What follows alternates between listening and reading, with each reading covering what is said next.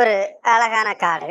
அந்த காட்டில் ஒரு விவசாயி குடிசை கட்டி வாழ்ந்து வருகின்றான். அவனுக்கு ஒரு பசுமாடு இருக்கின்றது. அந்த பசுமாடு அந்த காட்டில் உள்ள புற்களை மேய்ந்து வாழ்ந்து வருகின்றது. ஒரு நாள் அப்படி அந்த புற்களை மேய செல்லும் போது அங்கு ஒரு சிங்கம் கடும் பசியுடன் வேட்டைக்கு காத்து கொண்டிருக்கின்றது. அது இந்த பசுமாட்டை பார்த்தவுடன் இன்றைக்கு நல்ல வேட்டை கிடைத்து விட்டது, நல்ல கொழுக்கு முழுக்கென்று இருக்கிறது என்று அதன் மனதில் நினைத்துக் கொண்டிருக்கின்றது அந்த சிங்கம். இது புற்களை மேய்ந்து கொண்டிருந்த பசு அந்த சிங்கத்தினை பார்த்து விட்டது.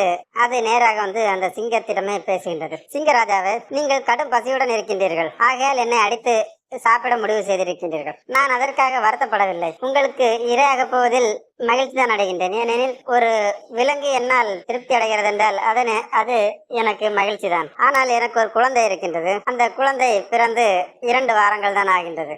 ஆகவே அதற்கு பசி இருக்கும். அந்த பசியை ஆற்றிவிட்டு அதற்கு சில புத்திமதிகளை சொல்லிவிட்டு வந்து விடுகிறேன் என்று அந்த சிங்கத்திடம் அந்த பசு கெஞ்சுகிறது. ஆனால் அந்த சிங்கத்திற்கு நம்பிக்கை வரவில்லை. இது நம்மிடம் பொய் சொல்லிவிட்டு செல்கின்றதோ என்று நினைக்கின்றது. ஆனால் அந்த பசு மறுபடியும் அந்த சிங்கத்திடம், நீங்கள் நினைப்பது போல் நான் ஏமாற்றி விட மாட்டேன், கண்டிப்பாக வருவேன் என்று சொல்லிவிட்டு நிற்கின்றது. இதை பார்த்து சிங்கமும் சரி போய் சீக்கிரத்தில் வந்துவிடு என்று சொல்லி அந்த பசுவிற்கு கட்டளையிடுது. உடனே அந்த பசு திரும்பி அந்த குடிசைக்கு வருகின்றது. குடிசைக்கு வந்து தனது குட்டியுடன் பேசுகின்றது. நீ நல்லபடியாக இருக்க வேண்டும், யாருக்கும் தீங்கு செய்யக்கூடாது, பொய் பேசக்கூடாது என்று சில அறிவுரைகளை கூறிவிட்டு அதற்கு பசியாற்றிவிட்டு அந்த பசு திரும்பவும் அந்த காட்டுக்குள் செல்கின்றது. அந்த சிங்கமானது அங்கு காவல் காத்து கொண்டிருக்கின்றது. பசு எப்படியும் வந்துவிடும், ஆகையால் நாம் நடித்து சென்று விடலாம். இந்த பசு வருவதை கண்டவுடன் அந்த சிங்கத்திற்கு மனதில் ஒரு சின்ன குழப்பம் வருகிறது. இவ்வளவு நேர்மையான பசுவாக இருக்கின்றது, நமது பசிக்காக தனது குழந்தையை விட்டு வருகிறது என்று அந்த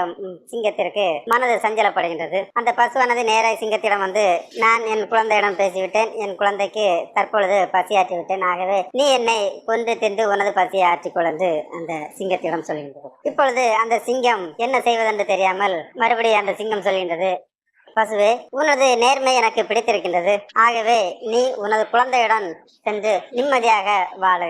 நான் இனிமேல் இந்த காட்டில் உன்னையும் உனது குழந்தையும் தொந்தரவு செய்ய மாட்டேன், அடித்து திங்க மாட்டேன். நான் வேறு ஒரு விலங்கை பார்த்து எனது பசியை ஆற்றிக் கொள்கிறேன் என்று சொல்லி அந்த பசுவினை திருப்பி அனுப்பிவிடுகிறது. அந்த பசுவும் கன்றும் இப்பொழுது சந்தோஷமாக வாழ்ந்து கொண்டிருக்கின்றது.